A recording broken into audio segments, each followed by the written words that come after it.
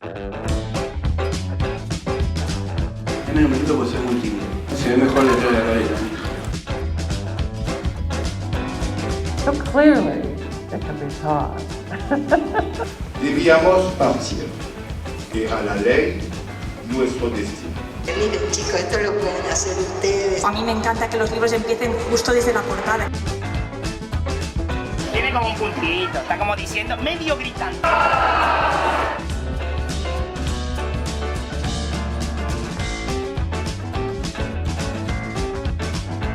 Llegué ayer por la mañana a Buenos Aires, ciudad a la que he viajado para permitir que la ficción, una vez más, se infiltre en mi biografía. Ir a la deriva, perderse. La pregunta es, ¿podemos vivir sin verdades?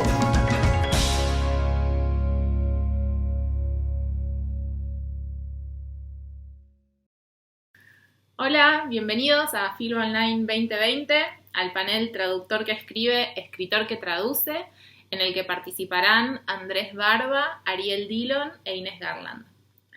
Este panel forma parte de la sección Buenos Aires, Ciudad de Traducciones, que sigue con más actividades a lo largo de los días del festival y que es posible gracias a Toledo, Translators for Cultural Exchange, y al Instituto Goethe, a quienes les agradecemos enormemente.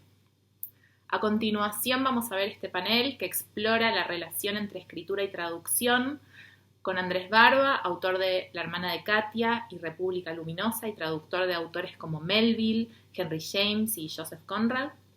Ariel Dillon, autor de El inventor de dioses y otros apócrifos chinos y traductor de casi 100 títulos. E Inés Garland, autora de Con la espada de mi boca, Una vida más verdadera y traductora, entre otros títulos, de ¿Quién se hará cargo del hospital de ranas? De Lorrie Moore, con quien compartió el escenario en el FILBA 2019.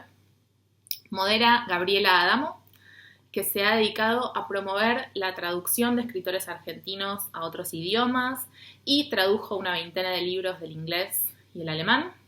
Y además dirigió FILBA durante 5 años, por lo que estamos muy contentas de reencontrarnos acá.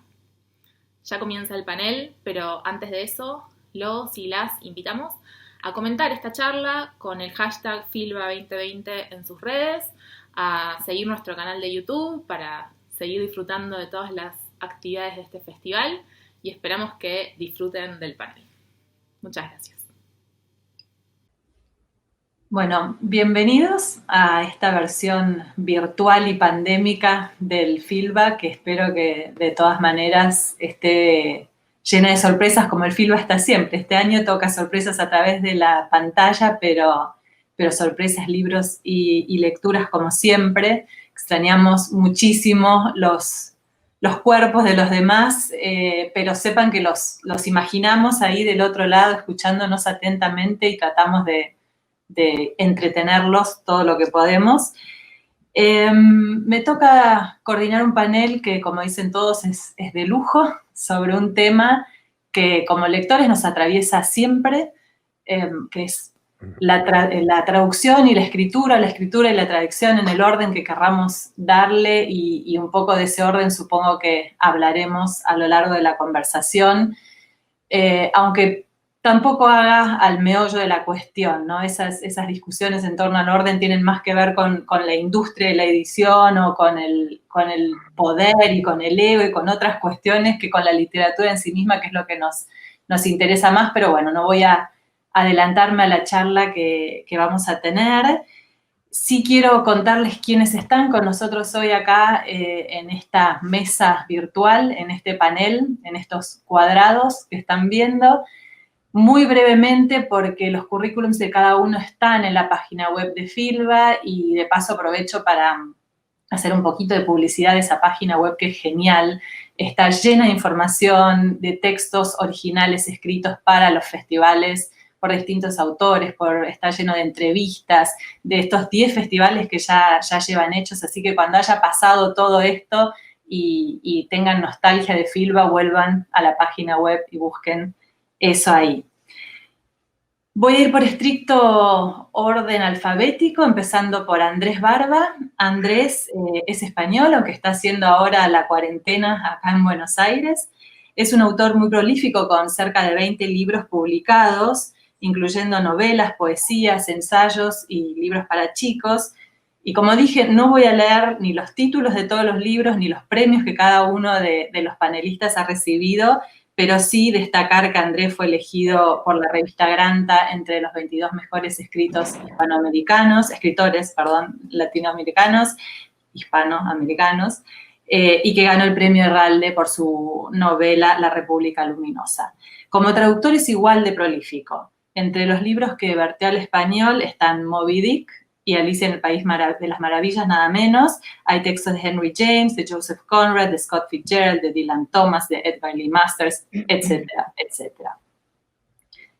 En el otro cuadradito tienen a Ariel Dillon. Ariel también es un escritor prolífico, pero que no publica tan prolíficamente. Tiene un libro de cuentos publicado y una novela que está ahí en gateras para salir el año que viene. Y es traductor de casi 100 libros, del inglés y del francés. Entre ellos hay narradores como Leclésio, Cynthia Ozick, Muriel Spark, Kurt Vonnegut, y pensadores como Bourdieu, Derrida, Foucault, Lacan, Rancière, Latour, bueno, una larguísima lista. Ariel es el único que yo les pedí a cada uno que elijan un libro que los defina para destacar en estas largas listas que los acompañan. Y él me contestó no con un libro, pero sí con 3 autores, que son Henri Michaud, Stephen Dixon y Henry Rorda, que supongo se pronuncia un poco más germano que en francés, así que ya me vas a corregir, Ariel, cuando te toque. Y cerramos la lista con Inés Garland, que es autora de novelas y libros de cuentos para adultos, jóvenes y niños. Piedra, papel o tijera le valió el premio Deutscher Jugendliteraturpreis, y creo que lo estoy diciendo nada más que para darme el gusto de pronunciar todo este choclo en alemán, quiere decir el premio alemán a la literatura juvenil, y fue la primera autora que escribió en español que lo ganó. Es traductora de Lorrie Moore, de Sharon Oates, de Lydia Davis, de Tiffany Atkinson y de Mavis Gallant. O sea, acá tenemos, nada, muchos libros y muchos autores que han recorrido las manos y las cabezas de estas tres personas. Yo creo que el perfil de Ariel es quizás más el que se adapta al del traductor profesional, mientras que Andrés e Inés están ancladas en este lugar de escritores, pero bueno, creo que eso también es lo que vamos a poner en duda ahora en esta charla. Y arranco ya con la primera pregunta, que tiene que ver con el origen. Me gustaría que nos cuenten un poco cómo es que empezaron cada uno de ustedes con esto de la escritura y también de la traducción, y cómo fue el encuentro con el idioma o los idiomas extranjeros que incorporaron a todo este mundo de la escritura. Si esos fueron procesos que se dieron juntos, separados, si uno influyó el otro, y cómo fue un poco el comienzo de todo eso. Si alguno tiene muchas ganas de empezar, me hace una seña, y si no... Yo creo que Ariel te ha hecho una seña. Yo no hice nada. Yo también creo, yo también. Andrés sabía que iba por el orden alfabético. Yo lo vi a ustedes intercambiar señas. No. Entonces, si queréis empiezo bueno, Andrés, yo. Adelante. Sí. Adelante. La mía fue por estricta necesidad económica. O sea, estaba en un momento de penuria total y absoluta, al borde del arroyo, y buscando cosas que hacer. Alguien me propuso traducir nada menos que Flappers and Philosophers, que fue el primer libro de relatos de Scott Fitzgerald. Y me dio pavor, de repente, el encargo, ¿no? Dije, lo voy a hacer fatal, ¿no? Pero la verdad que fue el libro perfecto para comenzar, porque es el libro de un adolescente, en realidad, ¿no? Y es muy bonito porque están todas las virtudes de Fitzgerald, pero al mismo tiempo también todos los defectos de un escritor adolescente, de un escritor súper primerizo, ¿no? Y fue el libro perfecto para comenzar a traducir, porque era un primer libro para un primer traductor. Pero Andrés, vos ya en ese momento ya estabas escribiendo, o sea, tu impresión con la escritura, vamos a empezar con todas esas palabras problemáticas puras, entre muchas comillas, ya fue mucho anterior, muy previa a la traducción. Sí, sí, o sea, en realidad yo ya llevaba escribiendo, creo que, no sé, ya había publicado cuatro libros o algo así. Había vivido 2 años en Estados Unidos dando clase en una universidad ignota en la frontera con Canadá, en Maine. Y bueno, o sea, que en principio no había ningún inconveniente, digamos, para traducir un libro, ¿no? La dificultad de Fitzgerald, a diferencia de otros autores más barrocos, si quieres, es que su inglés es extraordinariamente sencillo, ¿no? Y yo creo que como todos los traductores que estamos aquí, sabemos que cuanto más sencillo es un texto, más pavor da al final, ¿no? Porque más preciso hay que ser y más difícil es realmente hacer que suene realmente bien, ¿no? El inglés de Fitzgerald es música, pero al mismo tiempo es un vocabulario de casi de 1000 palabras. Entonces, yo dije, maravilloso, con la ingenuidad del primer traductor, y dije, maravilloso, esto es muy fácil. Y luego al final dije, Dios mío, no puedo hacer esto, es imposible. No puedo hacerlo sonar bien, ¿no? No puedo hacerlo sonar como suena en inglés. Entonces fue como si en la primera experiencia se combinaran todas las ingenuidades y las dificultades y los dilemas de la traducción, ¿no? No conseguir que el texto recupere la música que tiene en el idioma original y enfrentarse a la dificultad de trasladar no solo el contenido de un texto, sino también su espíritu. Muy bien, gracias, Andrés. Ariel, ¿querés seguir la posta? Bueno, dale, sigo. Te corrijo lo de Rordá, no porque esté mal, porque efectivamente era un autor de origen, si bien vivió toda su vida en Suiza, era un autor hijo de holandés. El apellido viene de ahí. Pero igual que los franceses, los suizos tienden a francisar los apellidos, y toda la vida la vivió él diciendo Rordá, Henri Rordá. Henri, ok. No, es casi un trabalenguas, ¿no? Es como dice un amigo mío, belga, sobre los holandeses, no es una lengua, es una enfermedad de la laringe, ¿no? El holandés. Pero bueno, está francisado y escribió toda su obra en francés y lo pronunciamos a la francesa. Bien. Yo, para contar un poquito mi trayectoria doble de escritor y traductor, escribí desde siempre, casi no hay un comienzo marcado, porque me recuerdo siempre escribiendo. Por ahí a los 17, 18, 19 años decidí que no iba a hacer cine y que ningún guión me iba a satisfacer jamás, porque yo necesitaba la música de las palabras y que mi lenguaje eran las palabras en sí. Y entonces fui renunciando a otras artes que se me ofrecían, y escribí muchísimo de adolescente y de joven, y más o menos cuando tenía 20 años pasé una temporada en Uruguay, en Piriápolis, que es un lugar que tiene para mí está muy ligado a mi formación y a mis afectos, por razones familiares y amistosas. Yo tenía ahí un gran amigo, que era un tipo grande. Yo tenía 20, él debía tener 70 en ese momento.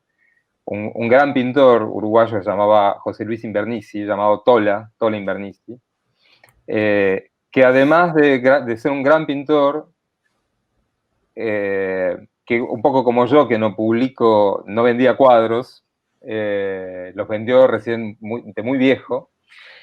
Fue el declarado maestro de literatura de por lo menos 2 grandes escritores. Uno es Mario Lebrero y el otro es Elvio Gandolfo. El Tola a mí me presentó a Lebrero, me presentó a Gandolfo. En ese momento yo le daba mis cuentos a Lebrero para leer, y en ese momento en que me instalé en Piriápolis, traté de seguir un consejo de Lebrero muy difícil de seguir. Me dijo: no trabajes y no te propongas escribir.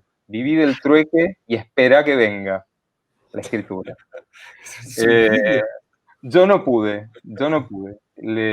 Rápidamente le pedí trabajo a Tola, trabajé en la construcción, trabajé de mozo, trabajé de todo. Tengo un camino de muchos oficios, porque en aquel entonces me parecía que había que dejar a la escritura libre, no había que trabajar de algo cercano a la creación literaria. Después sí, di un vuelco muy grande porque pasé por el periodismo, llegué a la traducción, ahí me afinqué, etc. Pero en ese momento en que se trataba de no escribir, de esperar que la escritura llegara, también hice mis primeros intentos con la traducción. Y me puse a traducir, no tenía ni diccionario, y además no había internet, claramente. Me puse a tratar de traducir El extranjero de Camus, que por otra parte estaba ya recontratraducido, no era que no había versiones, pero era un libro que a mí me gustaba mucho, me importaba mucho.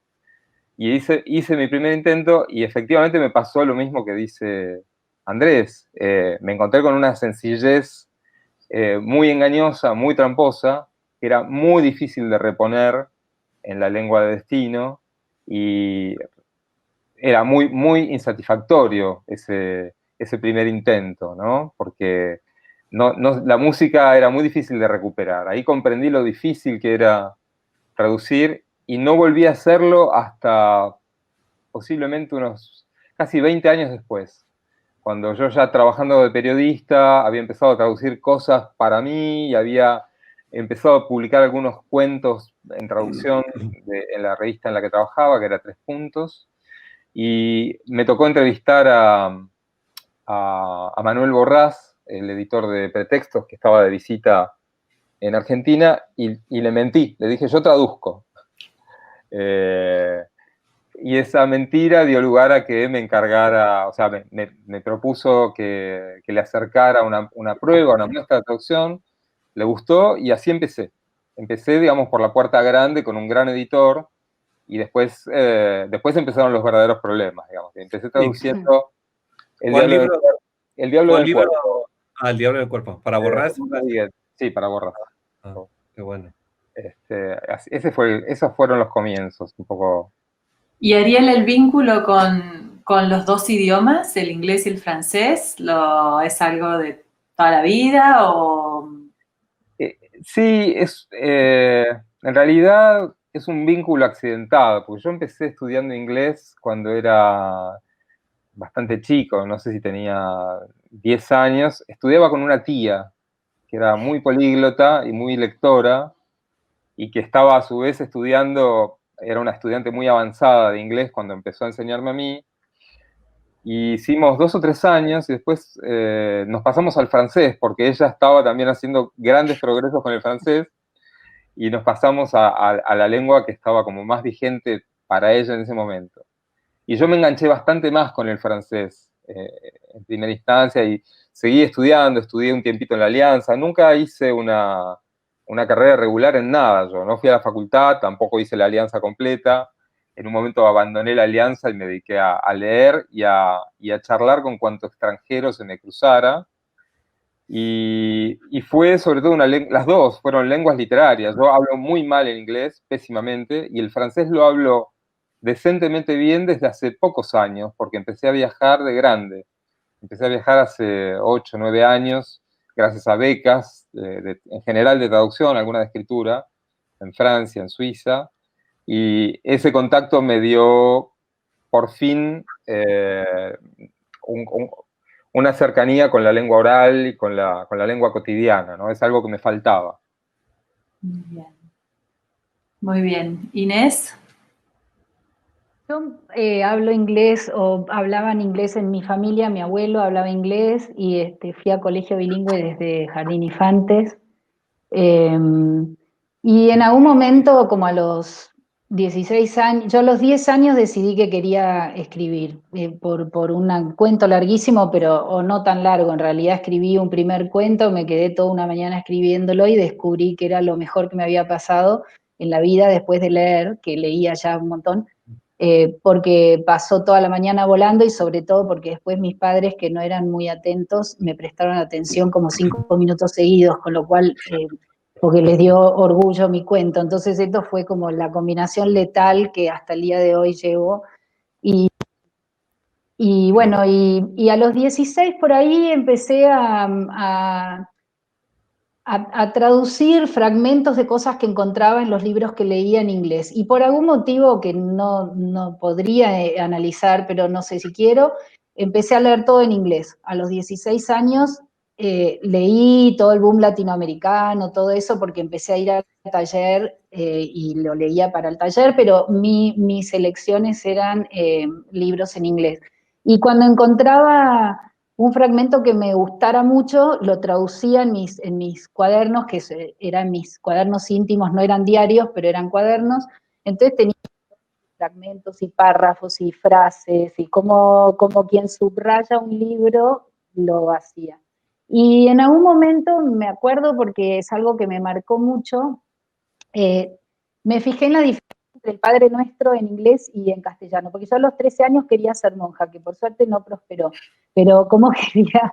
Entonces el Padre Nuestro, que dice, en un momento dice, no nos dejes caer en la tentación, y en inglés es, no nos guíes hacia la tentación. Y esa sola línea me explotó en la cabeza hasta el día de hoy. Me acuerdo que una vez hasta la hablé con Abelardo Castillo, porque es totalmente diferentes. Uno te salva como un padre y el otro te empuja, ¿no? Te lleva de la manito a la tentación. Y me pareció, eso me quemó la cabeza bastante joven. Y de ahí empecé a hacer mucho este ejercicio de traducir cosas.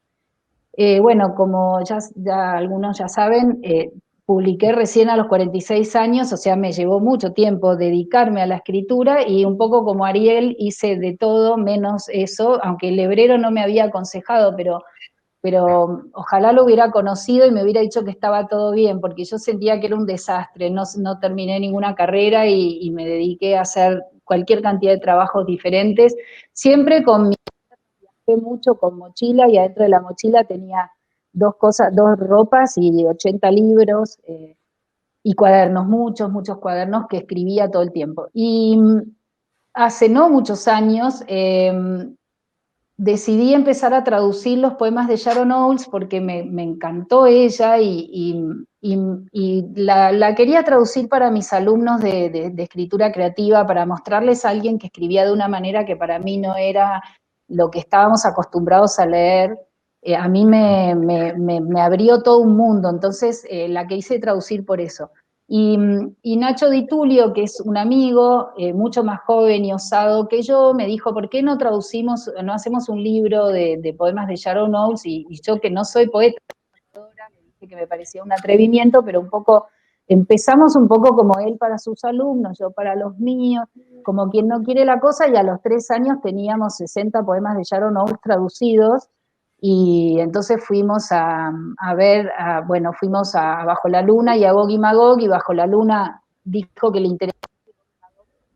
interesó también, pero primero fuimos a Bajo la Luna y tardó, hasta que al final Gog y Magog dio con la propuesta y salió La materia de este mundo, que es este libro de poemas, es una antología de poemas de Sharon Olds. Y a partir de ahí empezó mi cosa de traducción, como esta cosa vertiginosa, porque de ahí después me propuso Leonora traducir a Lydia Davis, después yo estaba leyendo Mavis Gallant, que Mavis Gallant es una canadiense que es la maestra de Alice Munro, que yo amo Alice Munro, y de Joyce Carol Oates. Entonces, cuando la descubrí, era tan compleja y tan interesante y tan inteligente que la quise traducir, y descubrí que había una serie de cuentos de ella que no estaban incluidos en ningún lado, y que eran unos cuentos autobiográficos donde el personaje siempre es Lynette Muir, que es ella cuando era chica y cuando era joven. Entonces armé una antología de los cuentos de Lynette Muir, se lo propuse a Leonora, y Leonora una vez más dijo sí. Y bueno, así que fue así, y bueno, y cada traducción fue, bueno, después traduzco algunas otras por encargo, ahora estoy traduciendo a Jamaica Kincaid para la parte maldita, pero las demás fueron llegando, pero mis 2 elecciones, que fui yo la que quise hacerlas, fueron Sharon Olds y Mavis Gallant, y todas las cosas que traduje siempre fueron la verdad es que por pasión, porque yo vivía de otras cosas, trabajaba de otras cosas, y ahora recién estoy vivo de mi escritura y de mis libros y de mis traducciones, pero antes no, así que fue más bien un tema de amor profundo. Muy bien, muy bien. Aclaro para los que quizás no estén tan familiarizados que Leonora es Leonora Diamant de Eterna Cadencia, ¿no? Me gusta, Inés, que traes a colación la palabra pasión, que creo que es una linda palabrita para unir estos mundos de la escritura y de la traducción, y es la pasión por la palabra, ¿no?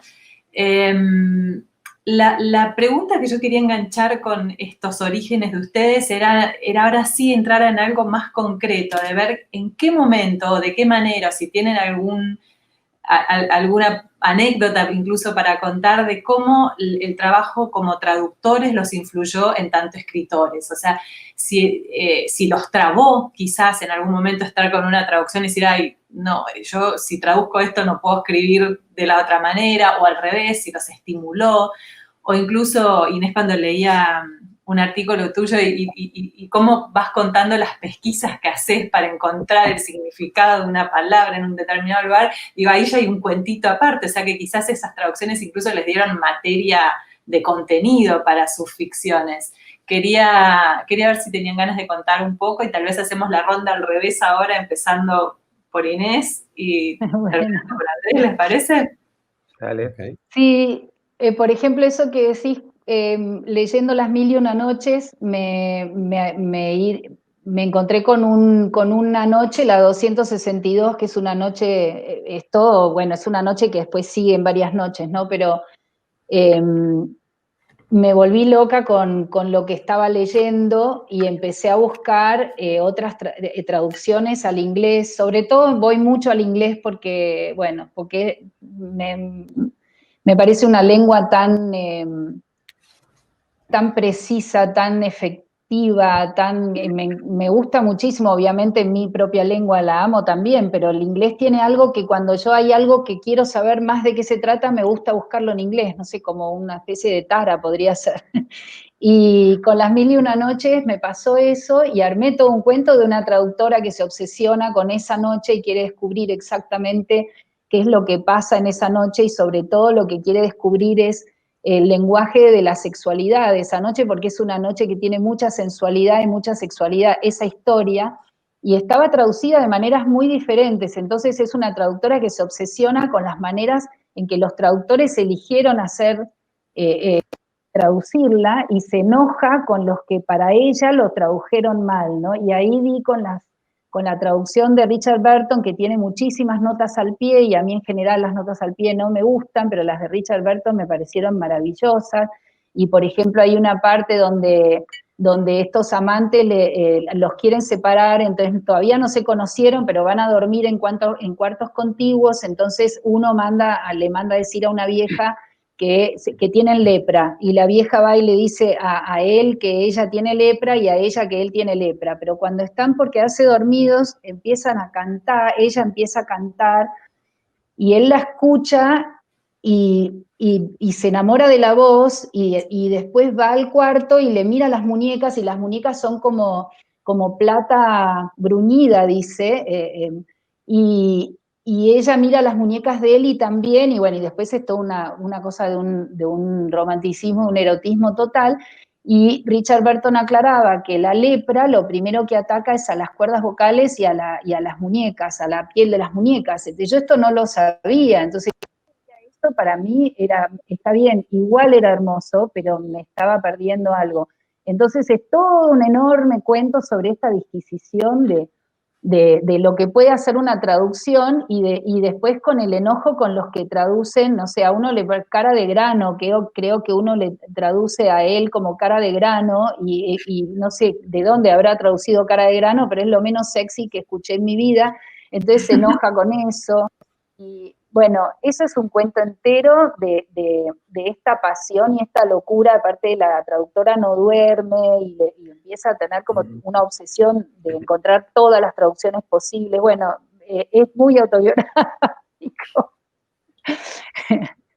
Pero sí, siempre traducir me lleva a pensar mucho en el lenguaje y en por qué me gusta algo, por qué una forma de decir me gusta más que otra, por qué algo me llega más que otra cosa, y ese trabajo que lo hago cuando traduzco, obviamente se traslada a la escritura, se convierte en esta obsesión y en esta reflexión permanente sobre el lenguaje, sobre la temperatura del lenguaje, sobre la cualidad del lenguaje, las palabras no dan lo mismo, entonces no es nunca la primera palabra que se me ocurre. Yo uso muchísimo el diccionario, a pesar de que entienda perfectamente de qué se trata lo que estoy leyendo, porque no confío a veces solamente en que el significado aparece y entonces está claro. Tengo que encontrar otra cosa, y esa otra cosa me pasa tanto cuando traduzco como cuando escribo, esa búsqueda de no sabría qué decirte, de precisión, de algo que es como, es físico, es materia, que la materia que resulta sea la más adecuada para eso que se quiere decir, ¿no? Bien. Seguimos, si quieren, con este orden inverso, Ariel. Sí, bueno, yo creo que la traducción es una escuela de escritura formidable, ¿no? Incomparable.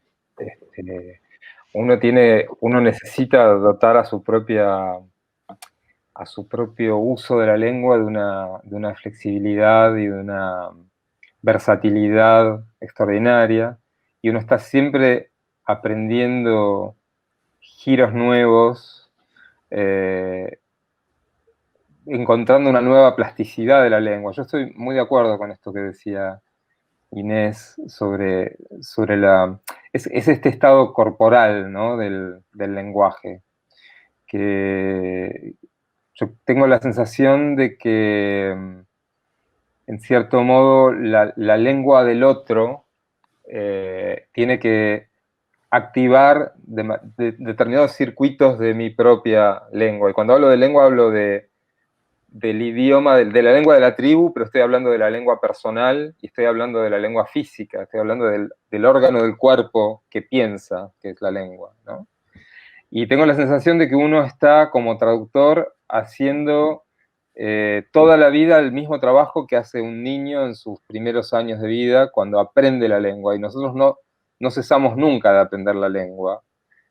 Y la lengua es siempre problemática, nunca está completa, nunca tiene una identidad, siempre está en movimiento, siempre está en transformación.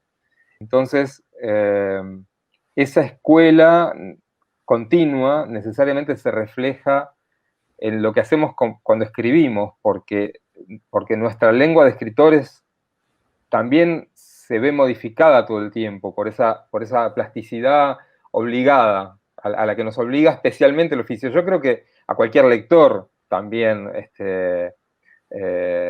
la lectura misma obliga a extender los límites, a encontrar otras zonas de su lenguaje, pero en el caso de los traductores es algo muy marcado, muy continuo y muy diverso al mismo tiempo, ¿no? Y además no podemos dejar de importar, en cierto modo, de contaminar nuestro lenguaje con prosodias, con formas que pertenecen en su origen a otras lenguas, ¿no? Cuando uno piensa en la literatura argentina del siglo XX, con grandes figuras como Borges o como Cortázar, y uno lee sus textos a la luz de sus trabajos como traductores o como grandes lectores, porque no es que Borges no fue un traductor a tiempo completo, tradujo 2 o 3 cositas, digamos, ¿no? Pero él tradujo una literatura entera, en cierto modo, al escribir. Su escritura es una traducción. Y creo que es un poco inevitable que, sin hacer calco, porque el calco sería incorrecto desde el punto de vista de la traducción, no podemos evitar traer, y creo que además es algo para celebrar, porque estira los límites de la lengua también de todos, traer ciertas formas de esas lenguas que traducimos a nuestra lengua, que está también en estado proteico, en estado de cambio constante, y que en gran medida la han construido traductores y la han construido escritores que importaron modos de expresión de las lenguas que leían o que traducían, ¿no? Bueno, eso es, en términos generales, lo que pienso. Yo no me acuerdo cuál era la pregunta, Gaby. No, lo que me interesa también, Ariel, es, o sea, muy interesante todo lo que decís, pero si tenés algún ejemplo o te acordás de algún momento concreto en el que algo de lo que vos estabas trabajando en la traducción de pronto te aparece en tu propia escritura, muy patente. Sí, tal vez recientemente, porque yo estuve estos últimos años trabajando en una novela que tiene mucha invención verbal.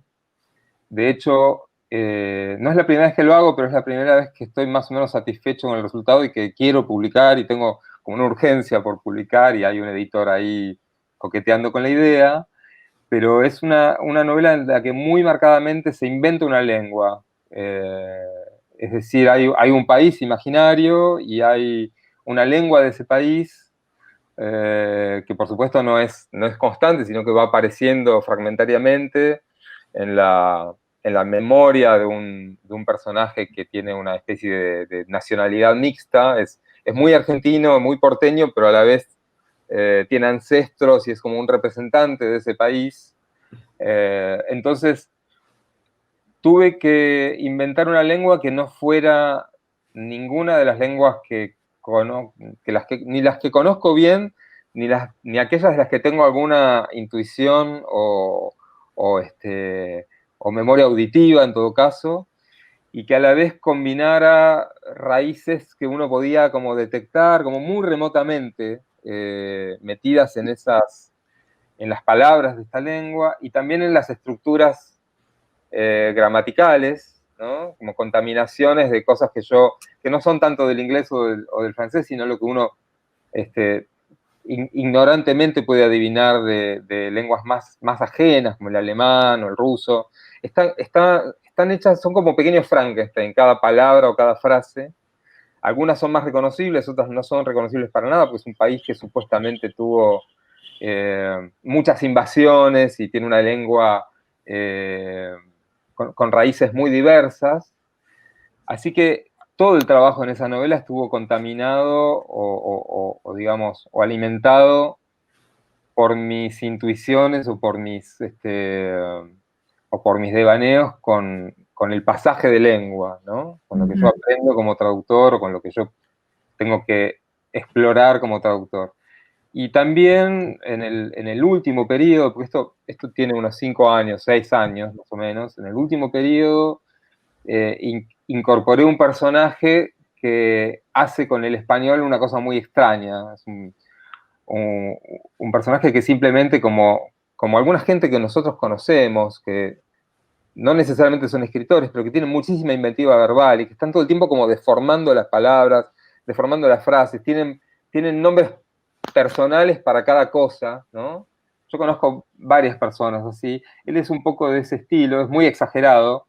Y ahí yo creo que cuando estaba dando las puntadas finales de ese capítulo del que se hace cargo este personaje, yo ya estaba en plena traducción de S'agit dans le métro de Raymond Queneau, que va a salir por Godot, espero que pronto. Está en imprenta o está en las galeradas ya bastante avanzadas. Y ahí es un trabajo diferente, no es una lengua nueva, una lengua completamente otra, sino una alteración de muchas maneras, con palabras valijas, con equívocos, con errores de toda clase, forzados, con chistes verbales, juegos de palabras. Es más parecido al trabajo que hace Queneau con los personajes de Sassy. Eso es muy reconocible. Antes lo que te contesté es más abstracto porque es como una especie de estado de mi lengua después de años de traducción, pero donde yo no puedo detectar con mucha precisión esto salió de aquí, esto salió de allá. Es como, ¿cuál es mi lengua para escribir? Bueno, es esa lengua, digamos, informada por otras lenguas. Andrés.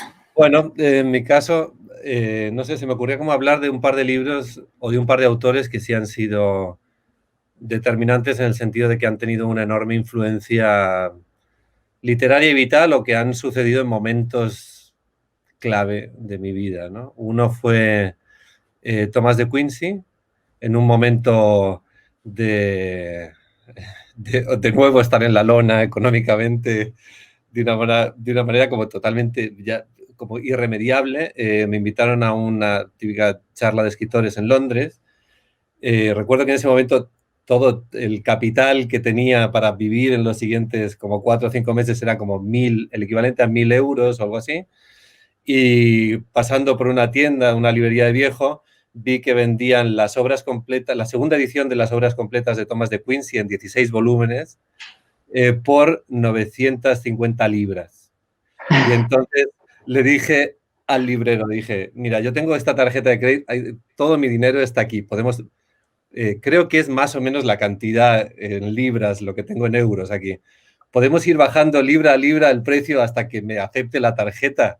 Y me dio tal cara de desesperación porque dije, bueno, este es un gesto, la audacia de este gesto tiene que ser recompensada de alguna manera, porque ahí, pues sí, fuimos bajando las libras poco a poco, bajamos creo que 20 libras y efectivamente un momento que aceptó la tarjeta y me llevé los 15 volúmenes y me fui a casa sin un mango más, ¿no? Y dije, bueno, a ver qué hago cuando llegue a Madrid para gestionar esta cuestión, ¿no? Y lo primero que hice fue llamar a los chicos de Sexto Piso y les dije, bueno, en el viaje de vuelta empecé como a investigar qué no está traducido de aquí, ¿no? Y de hecho saqué 3 libros al final. Lo más bonito de esos 3 libros de Quincey es que fueron libros inventados por mí, porque nunca fueron libros reales en la vida del autor, porque eran artículos sueltos.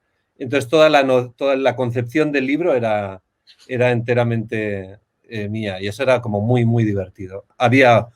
El primer libro fue la continuación del Comedor de Opio, que es el retrato de adolescencia de Quincey, que es un libro extraordinario, es casi, en algunas cosas está casi a la altura del Comedor de Opio, es un de Quincey de primerísima categoría.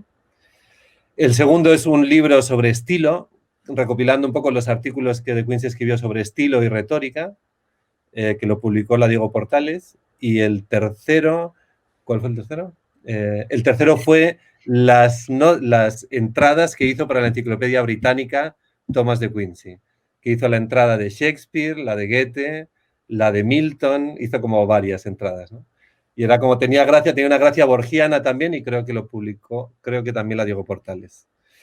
Y ese fue como un libro que al final no solo me dio de comer, contra todo pronóstico, porque ponte a vender Thomas de Quincey, no es tan sencillo decirle a un editor que tienes un libro de Thomas de Quincey que te has inventado tú de la nada y tal, sino realmente fue un libro que me construyó mentalmente. Thomas de Quincey, Borges lo sabía muy bien porque era un fanático de Quincey, tiene un inglés absolutamente único en el sentido de extraordinario, de raro, no solo porque es un gran retórico, sino porque es un inglés que no se parece literalmente al de casi nadie. Creo que solo Sterne tiene un inglés parecido al de Quincey, ¿no? Un inglés como llenísimo de meandros, muy barroco, muy florido, pero al mismo tiempo ocurre a veces con el buen Henry James, ocurre lo mismo, ¿no? Como una frase de 15 líneas puede ser al mismo tiempo, mientras la vas leyendo, perfectamente comprensible, ¿no? Es como una gran construcción arquitectónica, ¿no? Y yo creo que ese de Quincey y estar constantemente buscando en esos volúmenes, libros, cómo construir libros, fue toda una enseñanza literaria, retórica y vital, ¿no? Porque realmente era una apuesta a vida o muerte. La otra, curiosamente, también relacionada un poco con la muerte, ocurrió cuando yo estaba aquí viviendo en Buenos Aires y a mi padre le diagnosticaron un cáncer y tuvimos que volver a Madrid.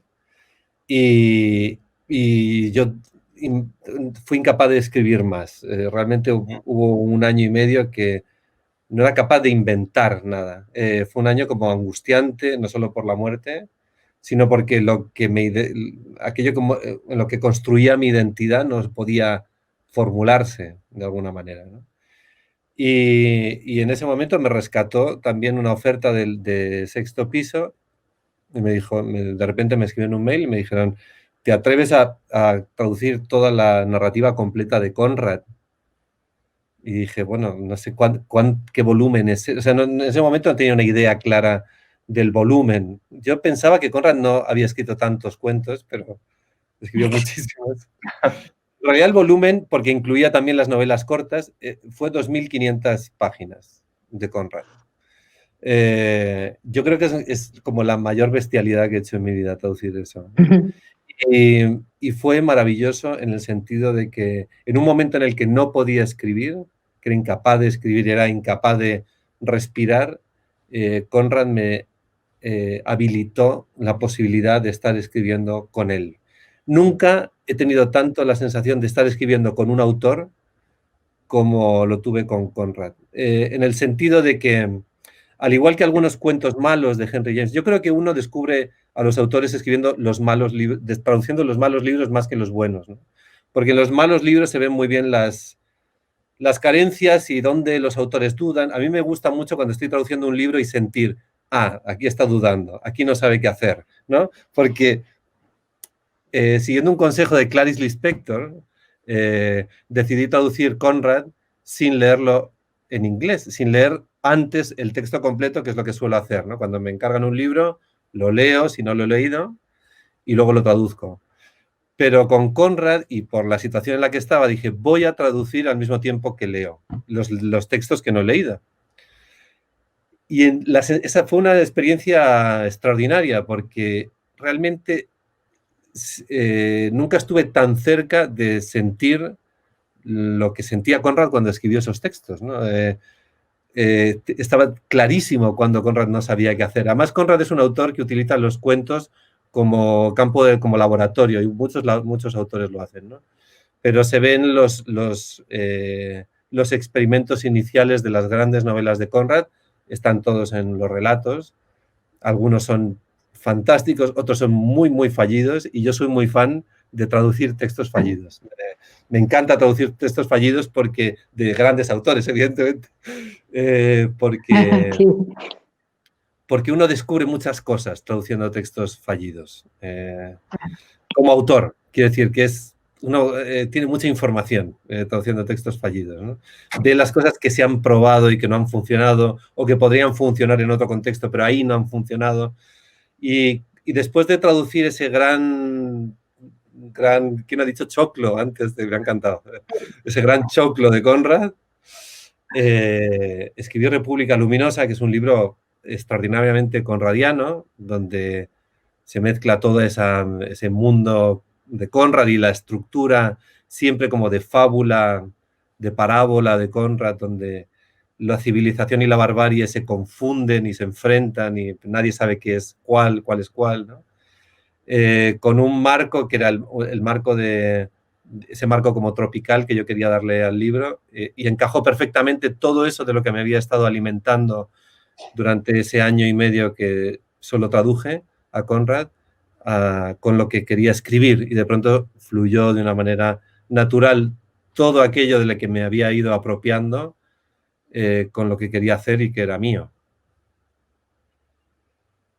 Wow, nada, yo voy tomando nota y la verdad que entre ustedes fueron tirando un montón de temas que hacen a esta relación amorosa de la escritura y de la traducción, desde las cuestiones bien, bien concretas, ¿no? De que te llevan a escribir o te ayudan a sobrevivir, el traductor como mediador que lleva y trae también las ideas y las formas de publicar. Me gusta mucho también pensar en esto del traductor como el primer, no sé si el primer, pero el mejor o el más detallista de los lectores de un texto.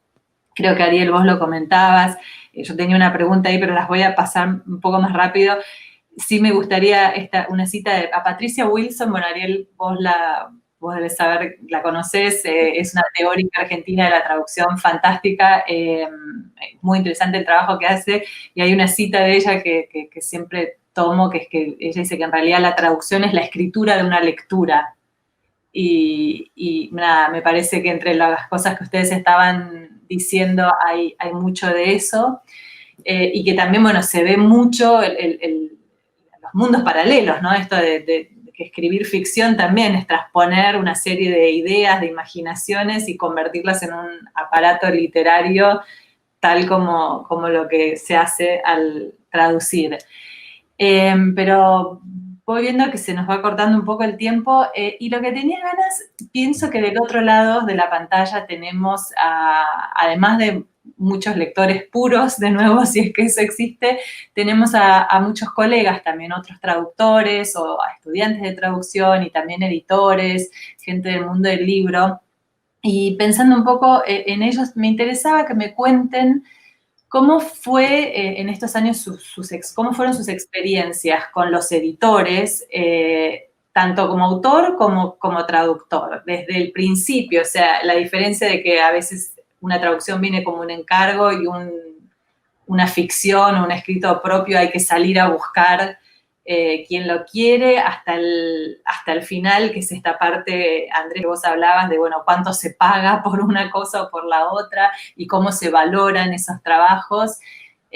Pasando también por el medio, que es ese ir y venir con el editor también como un amigo, como un socio, como un compañero de ruta que a veces ayuda en todas las dudas o los procesos dificultades que ustedes van encontrando en el camino como traductores o como escritores.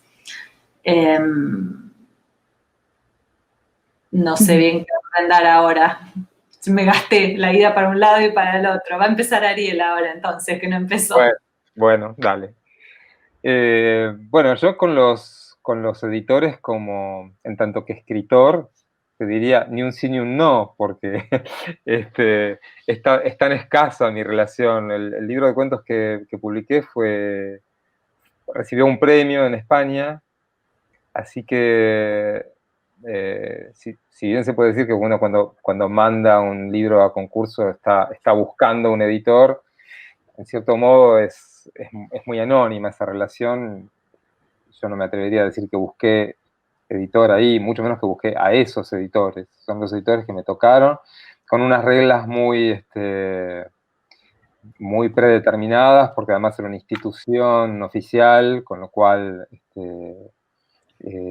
había unos términos. Por ejemplo, yo firmé un contrato por 15 años por ese libro, y me imaginaba a veces que el modelo de contrato que firmé se parecería a los contratos que firmaban ellos con ingenieros o con empresas constructoras para hacer puentes, ¿no? Porque era realmente muy abusivo, y no es para nada representativo del mundo de la edición, donde también hay abusos y donde también hay gente de muchísima calidad también y que son compañeros de viaje, ¿no? En el campo de la traducción he tenido asociación con muchísimas editoriales, tanto en Argentina como algunas en España y alguna que otra en México, menos en México. Y sobre todo en los últimos años, porque por ahí los años... yo traduzco hace 22 años más o menos. Esto que conté de Borrás, yo lo debo haber conocido a él en el 98, 99, y más o menos por ahí empecé a traducir. Un poco después empecé a traducir el primero de los 2 libros que hice para Pretextos, y después pasé por muchos editores, y los años 2000, digamos, fueron años de muchísimo maltrato. Fue como muy duro pagar un derecho de piso, además la industria estaba muy mal, de hecho era muy difícil ganarse la vida con esto, y yo había apostado porque me entusiasmé mucho cuando conseguí ese trabajo con Borrás y largué a la miércoles el periodismo, no tenía más ganas de hacer periodismo, y me consagré a la traducción, y ahí vino la crisis de 2000-2001 aquí, hubo un corte muy grande, así que esos fueron unos años muy duros, y no tengo un recuerdo muy grato tampoco de mis relaciones con los editores. Creo que en parte eso también se debía a que yo todavía no me sentía tan seguro de que la traducción era un modo de la escritura y que yo era el autor de las traducciones y que yo hacía esto que decía Andrés, que es escribir con el otro, escribir con los autores que me tocaba traducir.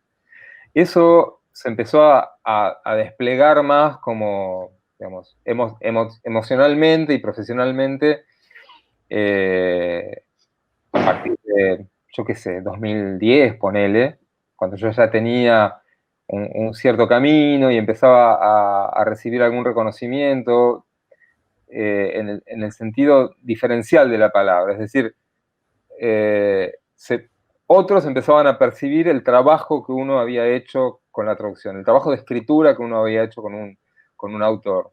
Y eso fue muy importante para mí, empezar a sentirlo. Y en los últimos años encontré muy buenos cómplices. Y la sensación, además, de que todo libro es una tarea colectiva. En otras artes uno está acostumbrado a pensarlo. Si uno piensa en el cine y sabe que es una colaboración entre, de pronto, 100 personas, o por lo menos 20, o 10, o 5, ¿no?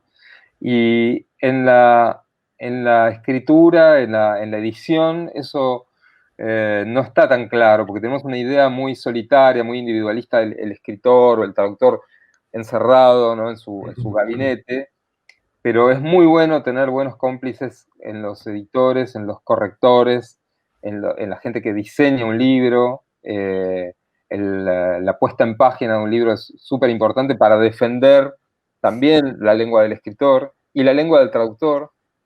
Y también en los últimos años ha habido como una toma de conciencia de parte de nosotros los traductores y una serie como de justas reivindicaciones que nos hacen sentir por ahí más acompañados y más valorados y asumirnos como autores, ¿no? Yo tengo cada vez más clara esa situación. Yo soy un escritor cuando traduzco, y todo traductor literario lo es.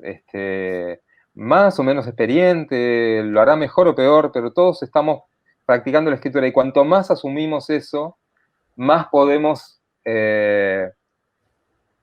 acercarnos a la voz del autor, ¿no? Así que, en cierto modo, yo creo que uno cuando traduce, escribe, y cuando escribe, se traduce. Vos también lo sugeriste recién en tu pregunta. Yo tengo la sensación de que también tengo que traducir cuando escribo una serie de contenidos que son preverbales y otros que son verbales, pero que vienen también con la carga de mis lecturas, ¿no? La imaginación es siempre una imaginación informada, no es una imaginación, o sea, como surgida de la nada. Siempre tiene una serie de nutrientes, ¿no? Y siempre estamos trabajando en estado de inspiración. Yo creo mucho en la inspiración. Yo cuando traduzco un libro tengo que inspirarme, en ese sentido es inspiración. No es inspiración divina, no son las musas. Estoy inspirado en la lengua y en el mundo del autor. Y cuando trabajo mi escritura, estoy inspirado en muchísimas otras cosas, incluyendo también a autores que he leído. Lo sepa o no, a veces es consciente este proceso y a veces no lo es. Pero me fui completamente por las ramas, Gaby, no sé ya de qué tenía que hablar. No, me encanta.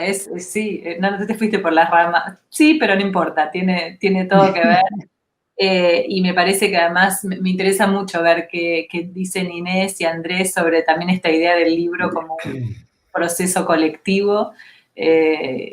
Nada, y cómo lo viven ustedes, que quizás tienen más para comparar la experiencia del escritor que no es traductor, que se autotraduce nada más, nada menos. Bueno, voy. A mí, mi relación con mis editores fue muy distinta, los editores de las traducciones, que de mis propios libros, obviamente. Cuando entrego un libro, en general está bastante terminado, así que mi relación con mis editores, la primera editora que fue la que publicó mis primeros libros fue Julia Salzman, que se lo voy a agradecer siempre porque le llevé los libros a la mesa de entrada de Alfaguara en ese momento, y bueno, y unos meses más tarde me llamó y me dijo que los quería contratar. Era una novela y un libro de cuentos, y fue el principio de todo, y ya era bastante tarde en mi vida, o sea que fue muy bueno para mí. Y la verdad es que no recuerdo que haya intervenido demasiado, ni en casi ninguna editora, tal vez de las editoras de mis libros, con la que más he tenido intervención o conversaciones con María Fernanda Maquieira, que es de Santillana, que es de juvenil y de infantil, de alguna diferencia, digamos, y de cosas que algunas estuve de acuerdo y otras no, y con los editores de la novela que se ganó el Ala Delta del Vives, pero por un tema de España-Argentina y de temas del lenguaje y de querer cambiar algunas cosas para hacerlo más apto para los niños españoles, y eso generó algunas discusiones bastante vidas por suerte por mensaje, pero después cuando conocí al editor estuvo todo bien, pero mis mensajes yo no quiero volver a leerlos porque creo que fueron bastante violentos en algún momento. Y no me gustaría tener que reconocer mi violencia, pero sé que lo fueron, y que me trató con mucho cariño y respeto, y aceptó que yo no quisiera cambiar palabras, y que yo le dijera que los niños no eran idiotas, y que si los de aquí entendían que melocotón era durazno, los de allí podían entender que durazno era una fruta, o buscarla en el diccionario. Y digo melocotón durazno porque fue la palabra que estuvo dando vuelta cuando esto se discutió, y yo tampoco me puse de ese lado, sino que en realidad había toda una manera de escribir mía, que era un personaje, era un perro, el personaje era muy atolondrado, e iba pensando mientras escribía, entonces no armaba las frases, no eran frases ordenadas, era mucho, muy así, como hablo yo en general, y esto explicarlo fue un poco difícil, más las palabras particulares de los idiomas. Y después con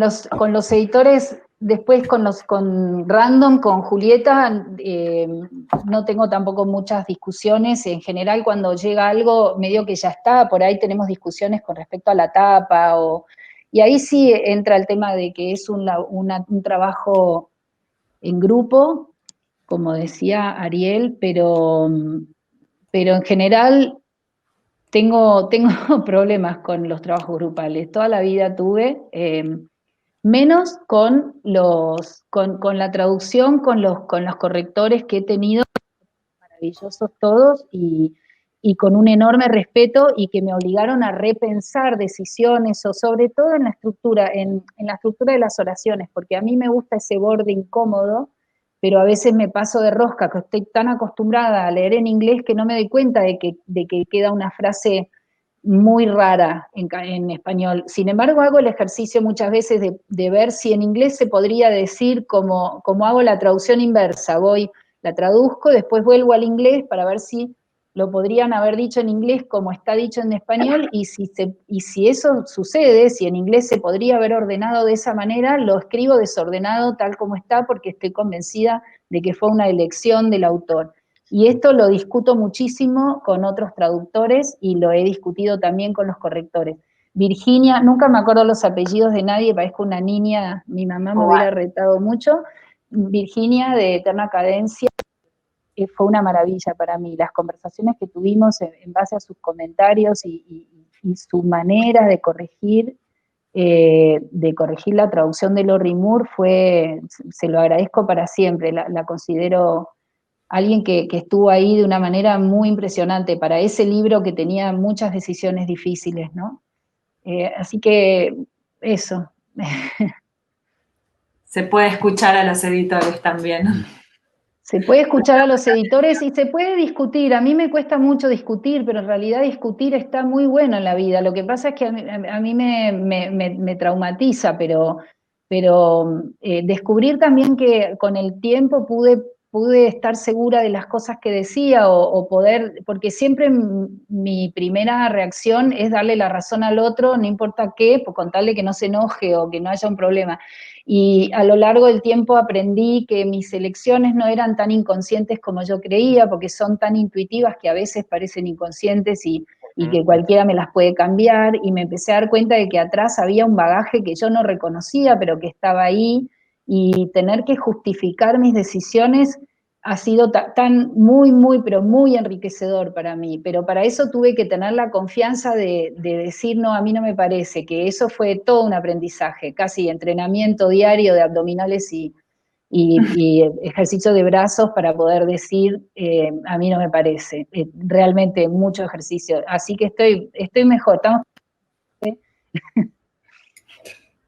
Quería decir algo, no sé si puedo romper el orden. No, me gustó mucho lo que decía Inés recién sobre esta, porque hay una especie de conciencia estándar de la lengua, que tiene muchísimo peso, muchísimo peso. Todo el mundo sabe que las estructuras del inglés son de tal manera y que las estructuras del castellano son de tal otra manera.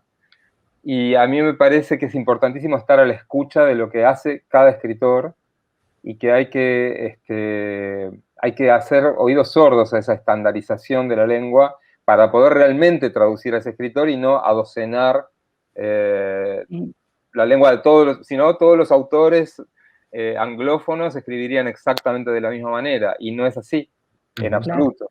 Entonces, a mí me parece que es muy importante esa escucha, y a mí me pasa lo mismo. Yo también tengo dificultad para defender con argumentos eso, pero al mismo tiempo tengo mucha fe en mi intuición, ¿no? Entonces, a veces no encuentro la manera de explicarlo, pero he defendido mucho esas cosas que parecen rarezas. Es que precisamente tienen que ser un poco raras, y está bueno además enrarecer nuestra lengua al traer eso a nosotros.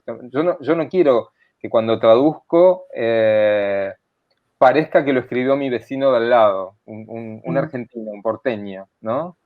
Quiero estar en esa frontera entre lo que se ha naturalizado en mi lengua y lo que tiene un tinte de extrañamiento, porque el extrañamiento es la base del interés de la literatura, ¿no? La singularidad de la literatura está ahí.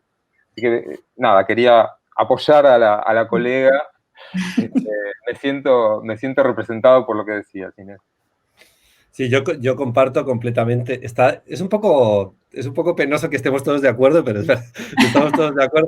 Y comparto lo que dicen los dos, porque es verdad que esa estandarización, y añado, creo que a veces la produce nuestra propia profesionalización de nuestro oficio, ¿no? Como que de repente utilizamos los mismos criterios para traducir autores absolutamente diversos porque tenemos prisa o hemos automatizado muchos recursos y ya vamos como con el automático puesto y traducimos, ¿no? Y es verdad lo que dice Ariel, que hay que estar muy, muy pendientes, con el oído muy fino a las particularidades de cada autor, porque si no ya se perdió todo, ¿no? Claro. La verdad que la pregunta es divertida. Yo voy a hablar de dos anécdotas. A mí me gustan mucho los libros que están traducidos en castellano porque solo yo los he propuesto. O sea, como que puedo como arrogarme el honor de decir, este libro existe en castellano porque yo me he empeñado en que exista, ¿no? He golpeado puertas de editores para decir, esto hay que publicarlo porque esto es maravilloso y tiene que estar, ¿no? Y para mí mi joya de la corona es el segundo libro de Edgar Lee Masters, que está traducido al margen de Spoon River Anthology, también gracias a Manolo Borràs, al atento oído de Manolo Borràs, que siempre ha sido un editor muy atento a las sugerencias de sus traductores, a diferencia de otros editores. Yo le propuse un libro fallido de Edgar Lee Masters, el libro que Edgar Lee Masters quiso hacer como su gran obra y le salió mal, ¿no? Es un libro monumental, también es como un juicio con múltiples voces sobre la investigación de un asesinato de una chica. Era implanteable publicarlo entero porque en las ediciones bilingües que hace Borràs habría sido un arma blanca, o sea, habría pesado como unos 18 kilos aproximadamente, pero me dejó hacer una edición y ese es un libro que estoy muy contento de haber insistido, porque de hecho no existe en inglés una reedición de ese libro desde 1921, creo. Entonces está disponible en castellano, pero ni siquiera está disponible en inglés, ¿no? Es fantástico. Yo estoy como muy, muy contento, ¿no?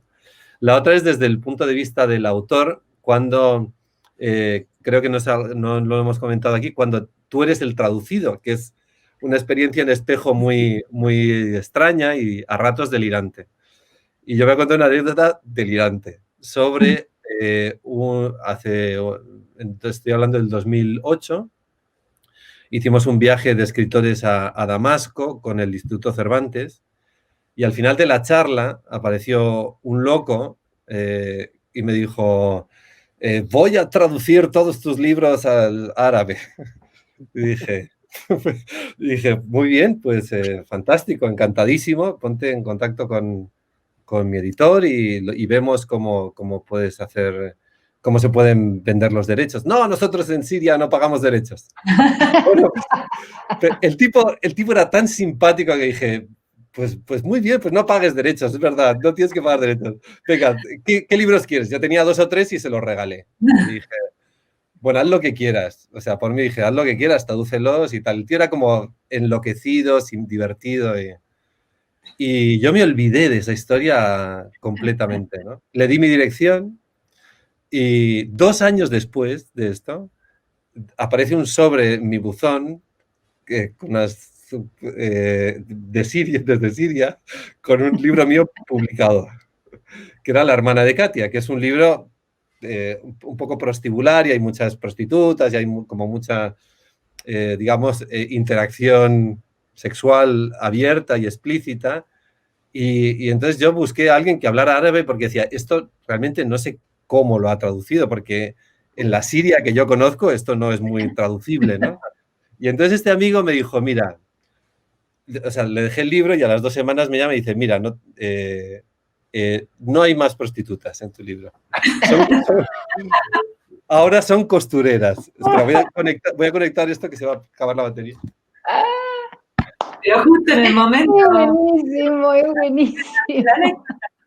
Me dijo, las prostitutas se han convertido en costureras ahora mismo en tu libro. Y dice, no me digas.